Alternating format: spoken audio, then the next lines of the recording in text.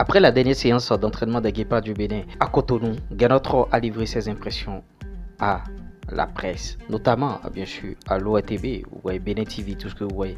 On va vous faire relater bien sûr ces informations. Mais avant, on va vous demander de liker cette vidéo au maximum, s'il vous plaît. Likez les vidéos au maximum afin que YouTube puisse amener la vidéo très très loin. Comment les Guépards sont arrivés au Maroc, qu'est-ce qui se passe actuellement, comment ils sont là-bas. On va vous faire revivre bien sûr un peu ce qui se passe, bon, les séances, les programmations et tout. Mais avant de rentrer dans tous ces sujets, ceci.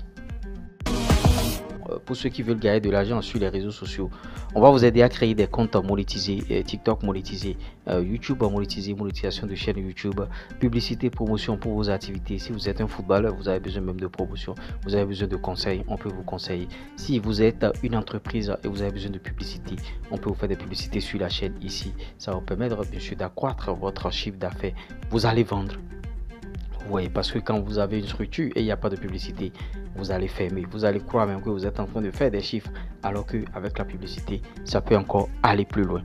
L'autre chose qu'on tient à vous dire, c'est que bon, si vous voulez faire ce type de contenu comme je suis en train de le faire, vous pouvez prendre bien sûr notre formation qui va vous permettre bien sûr de créer du contenu sur les réseaux sociaux. Un seul contact, plus 229 01 53 63 87 30. Sans plus tarder, les impressions de Ganotro après la dernière séance à Cotonou. Et il a aussi parlé des joueurs qu'il a laissés sur le carreau. Dernière séance d'entraînement avant le déplacement du Maroc. Comment se trouve le groupe? Le groupe a bien travaillé. Il a fait aujourd'hui une opposition 11 contre 11 avec beaucoup d'intensité, avec un beau score, avec 5 buts pour une équipe et 1 but pour l'autre. Donc c'était intéressant, 2 fois 30 minutes. Nous avons profité de ce stage à Cotonou pour peaufiner le jeu collectif, pour retrouver des joueurs qu'on n'avait pas depuis un moment. Encore hier, il y a eu une arrivée, avant-hier, une arrivée. Et il nous manque Cécile, qui a signé un contrat dans son nouveau club et qui va nous rejoindre directement au Maroc. Le travail a été bien fait, dans de bonnes conditions. La pelouse est magnifique. Et on espère pouvoir jouer en septembre sur ce stade. Alors cette dernière séance d'entraînement, on a vu une opposition en 11 contre 11, comme vous l'avez dit. On a senti beaucoup plus les jaunes sans chasuble être souvent les titulaires ordinaires. Est-ce que Ganotro a déjà commencé par avoir son 11 dans la tête contre le Maroc? Bien entendu, on n'a pas beaucoup de temps, donc on doit profiter de la présence de presque tout le monde, hormis Cécile, pour mettre en place l'équipe. Il y a de bonnes chances que ceux qui ont joué ensemble aujourd'hui puissent avoir la possibilité de commencer le match, plus Cécile, qui a quand même aussi la chance d'être titulaire. Donc on prendra la décision au dernier moment. Il y a encore 4 séances d'entraînement qui vont venir, un long voyage. Et puis là-bas, sur place, la possibilité aussi encore de corriger l'une ou l'autre des petites erreurs que nous avons encore commises. Les 22 joueurs que vous avez vu jouer aujourd'hui sont évidemment de la partie du voyage, plus le 3e gardien qui est Serge Obassa.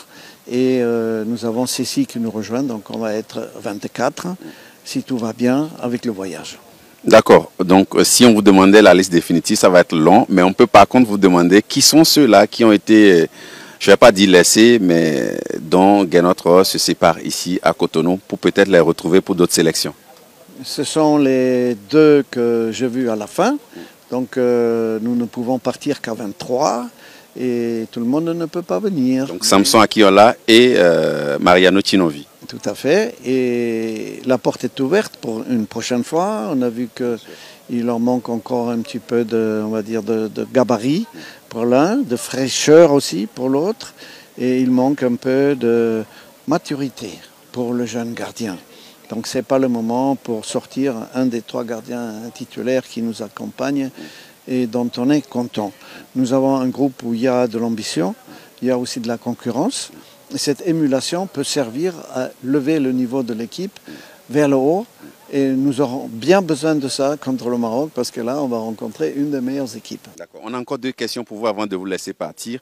Vous avez convoqué dans une liste élargie à 30 pas mal de joueurs issus du championnat qui malheureusement ne pourront pas faire le voyage du Maroc. Mais globalement, est-ce que vous avez tiré satisfaction d'eux? On a quand même pris des joueurs du championnat local, comme Razak de la Sobemap, il est du voyage, il ne faut pas l'oublier. Nous avons pris Gabriel Mulero, nous avons pris pour la première fois Rodolfo.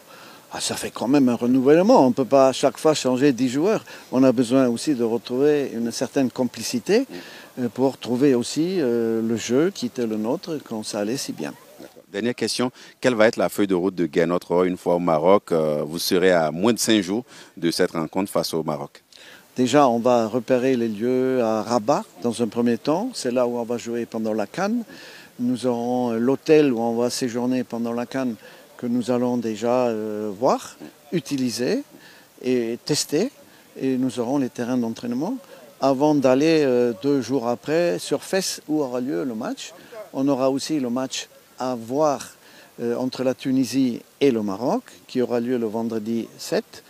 Et nous aurons notre grand match le lundi 9. Donc c'est un grand match. Pourquoi? Parce que c'est une super équipe. Le stade va être plein. C'est le dernier match de la saison. On espère bien finir cette année avec un bon match. Merci coach, merci pour la collaboration tout au long de Guépard Inside. Vous avez vraiment été formidable. Vous avez toujours mis vos éléments à notre disposition. C'était vraiment gentil de votre part de travailler comme ça avec nous. On vous souhaite surtout bonne chance au Maroc et je suis sûr que vous avez des motifs d'aller défier cette grande équipe du Maroc qui est l'une des plus redoutables du moment sur le continent. Il y en a des motifs. Merci à vous aussi de nous avoir accompagnés. On était contents d'être revenus au pays. Ça fait 2 ans qu'on n'a pas joué là, ça fait long. Et il nous tarde de retrouver ce stade pour la compétition. Merci. Merci à vous. Et oui, vous avez écouté Gernot Rohr par rapport aux joueurs laissés sur le carreau. Bon, il a donné son avis. Et bon, on avait déjà parlé de ces joueurs-là ici. Il a parlé bien sûr de gabarit. Et il a parlé bien sûr de manque de maturité au niveau de Mariano Cinovi. C'est un jeune gardien. Il va grandir certainement. Et bon, en matière de gabarit, de fraîcheur physique et tout, Samson Kiola, tout ça. Bon.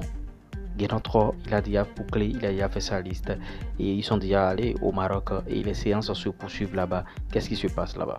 Une fois au Maroc, hier jeudi, la sélection nationale du Bénin s'est entraînée à l'occasion, bien sûr, de ce match contre le Maroc à l'Académie du FUS de Rabat. Le centre dispose, bien sûr, de 4 terrains synthétiques et de 2 gazons naturels. Les Guépards ont effectué leur séance d'entraînement, une séance légère d'environ 1h30. Notons qu'aujourd'hui, vendredi déjà, une autre séance est prévue à 18h sur l'un des 2 terrains naturels du centre du FUS de Rabat.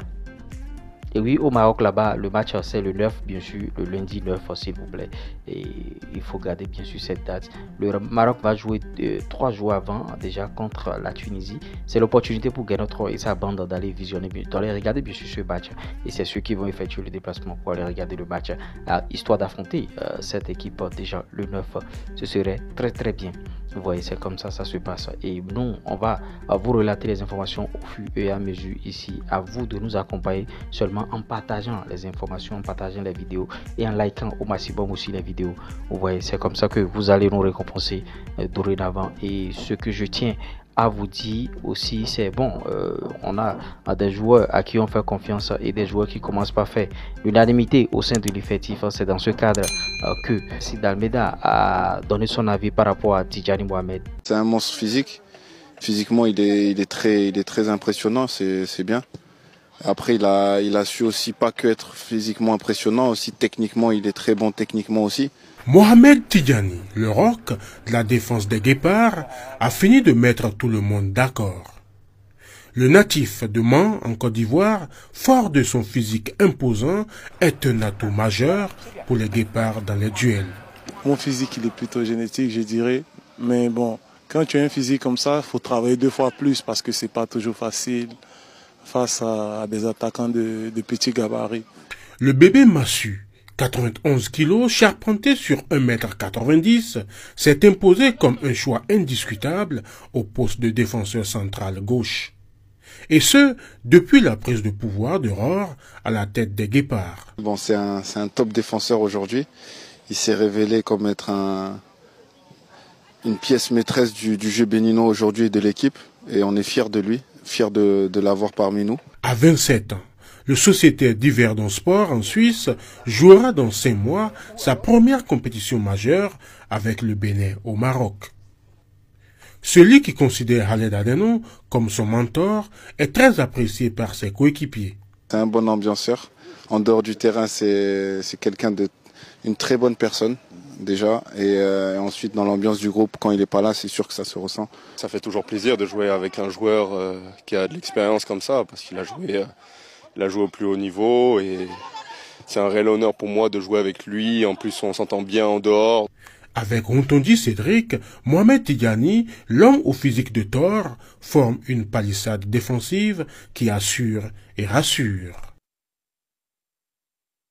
Et oui, voilà, Tidjani Mohamed, le colosse défenseur béninois, et qui est en train de faire forte sensation, qui est aimé. On espère qu'il ne va pas dégringoler du jour au lendemain. Et vous voyez, ses amis sont unanimes par rapport à ses qualités. Et moi, j'ai vu aussi Olivier Verdon à la dernière séance à Cotonou. Vraiment, le gars, il est prêt et il est affûté. Vous voyez, un joueur propre, sans tâche, tout ça là.